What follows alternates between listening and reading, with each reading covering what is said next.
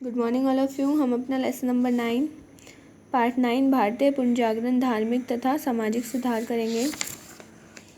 हमने इसमें यहाँ तक कर लिया है। अब हम करेंगे पारसियों में धार्मिक सुधार। सामाजिक कुरीतियों को दूर करने के लिए चलाए जा रहे आंदोलन विभिन्न धर्मों में भी फैल गए थे। सन 1851 में रहुनामाई मजघासन सभा या धार्मिक सुधार संघ की स्थापना की गई। दादा भाई नौरोजी तथा नौरोजी फरदूंजी संगठन के महत्वपूर्ण नेता थे। इन दोनों ने एक रसगोफ्तर पत्रिका शुरू की ताकि पारसी समुदाय में सुधार किया जा सके। इस पत्रिका में पारसी समुदाय को शिक्षित करने तथा उन्हें उनकी खामियों के विषय में जानने में मदद की।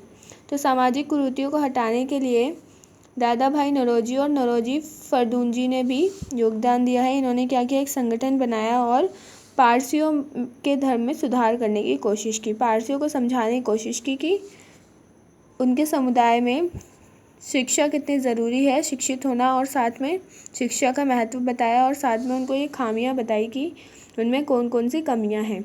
इसके लिए उन्होंने एक पत्रिका चलाई थी और उस पत्रिका का नाम था रसगोफ्तर पत्रिका।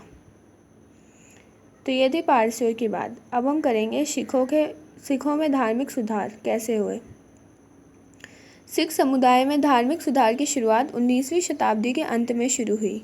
जो सिख हैं उनमें धार्मिक सुधार की शुरुआत कब हुई? 19वीं शताब्दी में। सन 1970 में अमृतसर तथा लाहौर में सिंह सभाओं की स्थापना हुई। इन दिनों सभाओं ने शिक्षा के प्रसार में महत्वपूर्ण भूमिका निभाई। इसके फलस्वरूप पंजाबी भाषा तथा साहित्य का विकास हुआ। सन 1992 में अमृतसर में खालसा कॉलेज की स्थापना हुई। तो सिख समुदाय ने क्या किया, सुधार के लिए 19वीं शताब्दी के अंत में शुरू की उन्होंने अपने धर्म में सुधार। सन 1970 में अमृतसर और लाहौर में सिंह सभाओं का आयोजन किया गया। ये दोनों ही सभाएं किस लिए थी? शिक्षा के प्रसार का महत्व बताने के लिए थी कि शिक्षा कितनी ज़रूरी है हमारे लिए। इसके फलस्वरूप पंजाबी भाषा और साहित्य का भी विकास हुआ।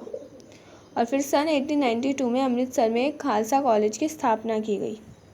फिर देखो 20वीं शताब्दी में क्या हुआ। 20वीं शताब्दी के शुरुआत दशक में जब पंजाब में अकाली आंदोलन की शुरुआत हुई तब सुधार आंदोलन की गति तेज हो गई। अकालियों का मुख्य लक्ष्य गुरुद्वारों की प्रबंध व्यवस्था में सुधार लाना था। तो 20वीं शताब्दी में क्या हुई, जब अकाली आंदोलन शुरू हो गया तो जो सुधार आंदोलन था वो और तेज हो गया। और ये जो अकाली आंदोलन था ये किस लिए था? इनका मुख्य लक्ष्य गुरुद्वारों की जो प्रबंध व्यवस्था है उसमें सुधार लाना था। इस आंदोलन का नेतृत्व शिरोमणि गुरुद्वारा प्रबंधक समिति तथा अकाली दल ने किया। तो ये जो गुरुद्वारों की स्थिति को संभालना था इसमें दो लोग इन्वॉल्व थे। एक तो शिरोमणि गुरुद्वारा प्रबंधक, जितने भी लोग थे इस समिति के वो, और अकाली दल, ये दो दल इन्वॉल्व थे। इन दलों का मुख्य उद्देश्य गुरुद्वारों के पुरोहितों तथा महंतों से गुरुद्वारों को मुक्त कराना तथा, क्योंकि ये पुरोहित तथा महंत भ्रष्ट प्रकृति के थे।